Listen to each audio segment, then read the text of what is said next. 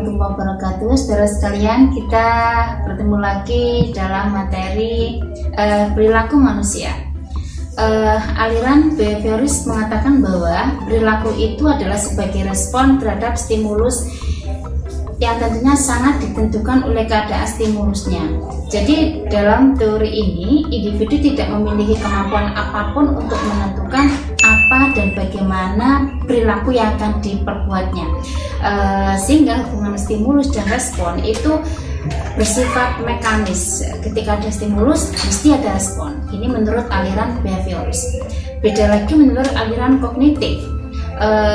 Aliran kognitif mengatakan bahwa perilaku individu merupakan respon dari stimulus, namun dalam diri individu turut menentukan bagaimana perilaku yang akan diperbuatnya.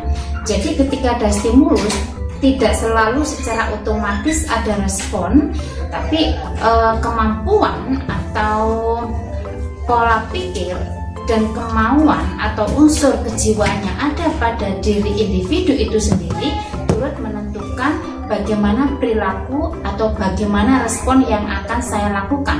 Apakah saya turut merespon atau tidak, itu menurut aliran kognitif.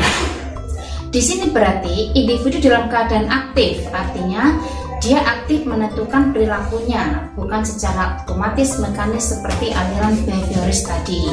Jadi hubungan stimulus dan respon itu berlangsung tidak secara otomatis. Nah, sekarang jenis perilaku manusia. Jenis perilaku manusia itu ada perilaku alami atau ada perilaku operan atau perilaku yang dibentuk. Nah, perilaku alami ini apa? Perilaku alami adalah perilaku yang dibawa sejak organisme dilahirkan yang berupa gerak refleks. Itu perilaku alami. Contohnya misalnya ketika ada panas kita langsung nutup begini, ketika terkena sesuatu kita langsung narik begini. Pokoknya gerak secara refleks yang tidak memerlukan cara berpikir otak.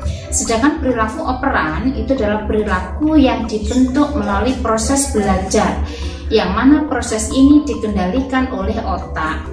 Sehingga sebenarnya perilaku operan itu contohnya begini, ketika ada stimulus kemudian diterima oleh reseptor ini panca indera, kemudian diteruskan oleh afektor ke otak. Di otak ini diproses, di situ ada proses itu disebut dengan proses psikologis, sehingga perilaku operan ini disebut dengan perilaku psikologis karena dibentuk di dalam otak.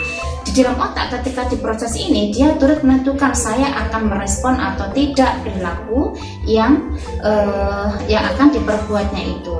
Disitulah fungsinya, dia akan berpikir, kemudian dia akan merasakan dan akan terjadi kemauan. Ketika terjadi kemauan dia akan melakukan sesuatu, ketika tidak terjadi kemauan maka dia tidak akan merespon. Artinya perilaku bentukan ini dibentuk melalui proses berpikir di dalam otak. Ketika ada stimulus difikirkan dulu, kemudian dirasakan, kemudian ada kemauan, lahirlah sebuah perilaku.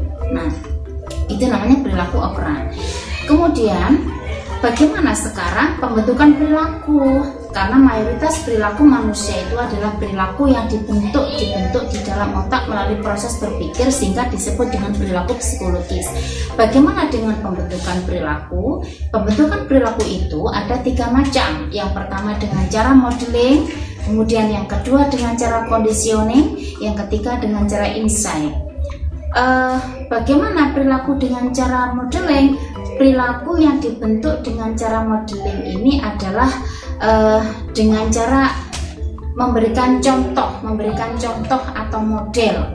Bagaimana kita mendidik anak-anak kita untuk berperilaku yang baik, maka kita sebagai model, orang tua, guru, orang-orang dewasa di dalam rumah, dia adalah model bagi putra-putrinya supaya bagaimana putra-putrinya atau murid-muridnya itu memiliki perilaku yang baik tergantung dari modelnya.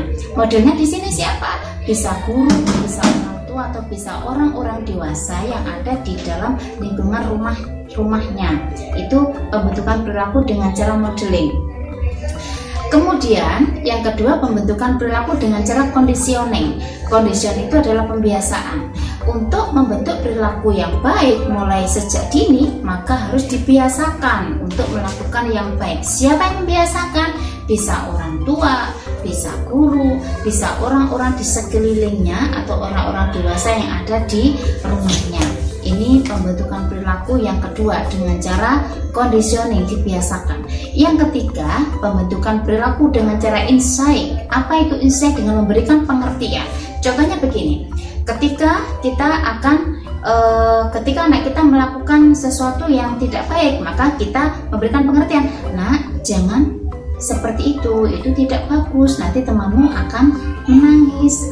Nah, kalau kamu minta uang terus sama bunda, nanti uangnya bunda habis, nanti untuk beli susu gimana? Nah, kalau naik sepeda pakai helm supaya tidak ditangkap polisi, dan berbagai macam hal lagi yang bisa kita lakukan untuk memberikan pengertian kepada anak-anak kita bagaimana berperilaku yang baik. Yang jelas insight itu adalah pembentukan perilaku dengan cara memberikan pengertian.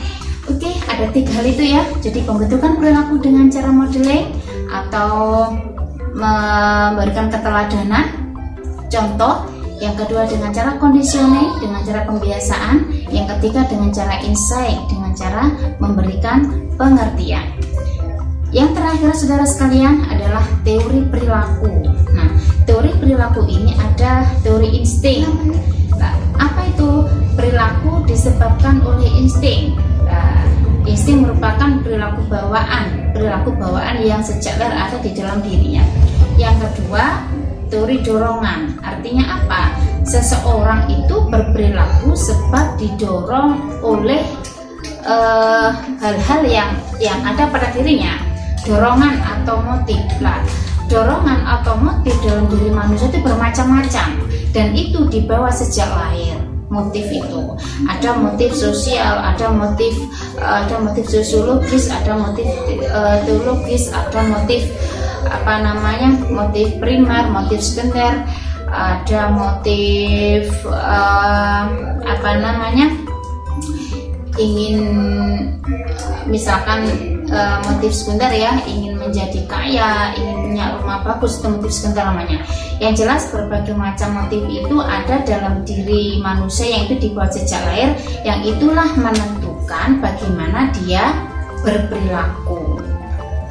Kemudian ada teori insentif. Teori insentif ini adalah perilaku seseorang disebabkan karena adanya insentif atau reinforcement.